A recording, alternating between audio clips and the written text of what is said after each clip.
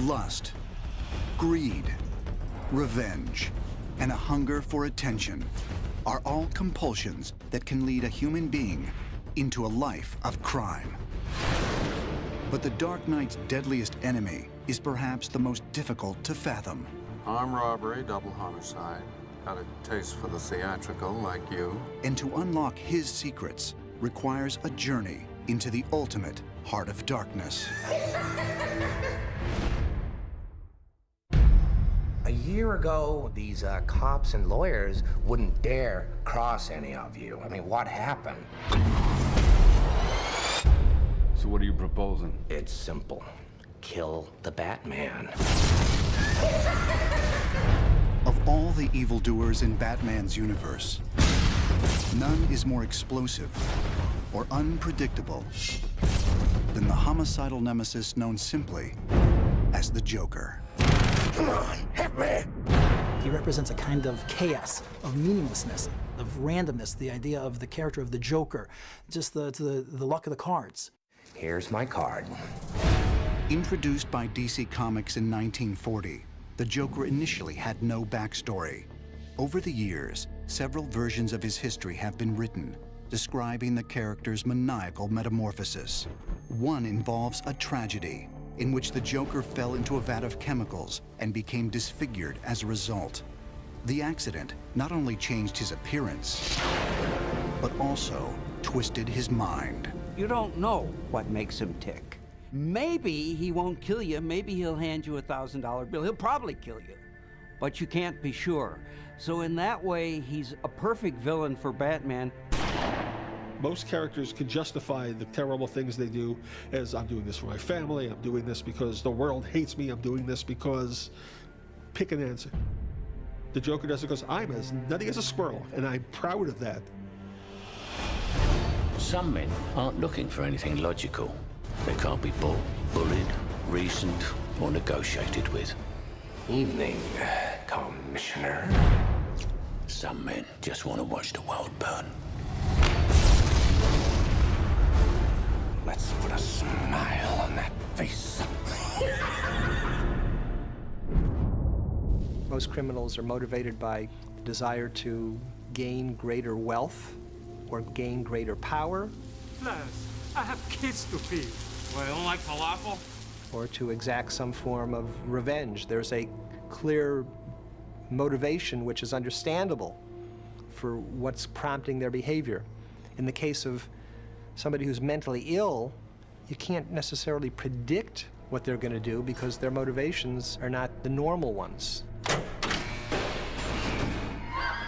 For example, an individual such as John Hinckley, who believed, amidst his psychosis and narcissism, that if he were to assassinate the President of the United States,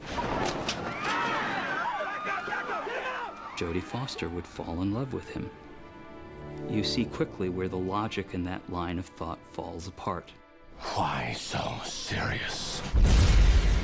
And the Joker has an agenda of chaos. He's a unique villain in that he is not even necessarily after money or power or any of those traditional things. So that's really the hardest kind of evil to fight because you can't bargain with it. Well, hello, beautiful. In The Dark Knight, the battle between Batman and the Joker is taken to the ultimate level. A little fighting here. I like that. And you're gonna love me. I always felt, as Batman, that there was a great curiosity about this Joker because he hadn't come across anybody like him before. This is another character, like himself, who will not compromise whatsoever. I think the Joker is the logical response to a character like Batman. Ooh, you want to play? Come on. Partly because Batman, having raised this extremity of behavior in Gotham, he's putting on a mask, tapping into people's fears. And there's all of the technology he employs. He's distinguishing himself to fight crime.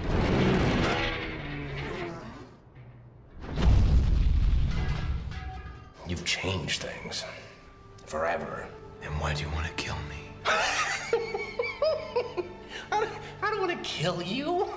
What would I do without you? No, you complete me.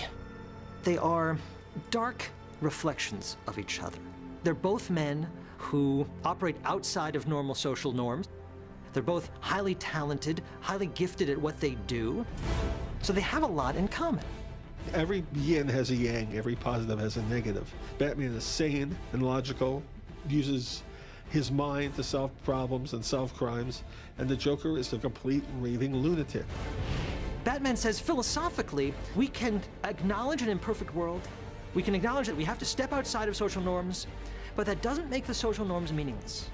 The Joker says the presence of random injustice means that there is no justice. The fact that innocence can be destroyed means there is no innocence. So your life is a joke. Now, when someone says your life is a joke, that's a challenge. It's not just a physical challenge, it's a moral challenge, it's an intellectual challenge. And Batman can't let that go. Because the Joker isn't just threatening him physically, he's threatening the premise of Batman's existence. That's why it's such an epic discussion that they're having. And of course, it's played out physically, it's played out in fights and punches and gunshots.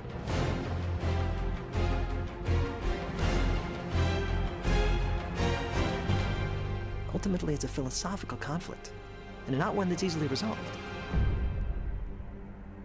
The Joker wants to see that everybody has a price, that nobody is pure, and that even Batman can be bought or can be leveraged in such a way that he would compromise his principles. Good evening, ladies and gentlemen. Heath was somebody I'd met with over the years for different roles. Indeed, I'd met him for Batman at the same time as I met, every actor in town. He explained why he didn't want to do something like that. He was very polite about it, but very clear. And so I was sort of surprised to get the call, because it really more came from his end about wanting to get involved, wanting to talk to me about what we would be doing. I sat down with him for a couple of hours. There was nothing for him to read, but we saw absolutely eye to eye on the bigger picture idea of who this guy was going to be. We talked about common reference points. We talked about Malcolm McDowell's performance of Clockwork Orange in the film. We talked about Clockwork Orange, the book, and who Alex is in the book is kind of different. We looked at paintings by Francis Bacon for visual reference. We looked at all kinds of things, talked about all kinds of different philosophical ideas behind the Joker and anarchy and chaos and what he would represent. And Heath was just ready to do it. He was ready to do something that big. I'll settle for a loved one. So after that first meeting, it was very clear to me that it was going to be an incredibly exciting road to go down. You remind me of my father. I hated my father. So we, went through the process of deal making and announcing and everything. And I think the whole world turned around and said, "What do you do?" Heath Ledger, Joker, it didn't make any sense to people at all. We didn't want to have that moment on Heath where we just sort of, made him dress up as the Joker and suddenly he's the Joker. That would have felt very artificial, and so he developed the look of the character with Lindy Hemming, the costume designer, with John Caglione, the makeup, and myself over a long period of time. So we would experiment with pieces of it. What would the shoes be? I think the shoes were actually the first thing that Lindy found that Heath was like, no, those are exactly the right shoes. This wall is the sort of conglomeration of all the images that we started out with. I wrote there Terence Stamp, Bill Wyman, Iggy Pop, Adam Ant, Keith Richards. This is a sort of, like an amalgam of shirt fabric and ties. Everything with a little bit of edge and a bit of jagginess. And these are his colour, different colours, kind of safely going towards a really black purple, and then thinking, no, we've got to do it, come back here to the purple, And this is a panel of the final decide fabrics and colours.